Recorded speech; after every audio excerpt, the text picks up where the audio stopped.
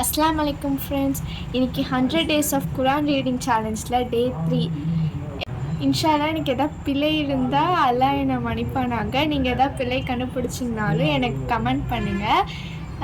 இந்த குரான் ஓதுவதனால நம்ம வீட்டுக்கு பர்க்கத் உண்டாகும். இன்ஷால்லா டே 3 ஸ்டார்ட் பண்ணலாம்.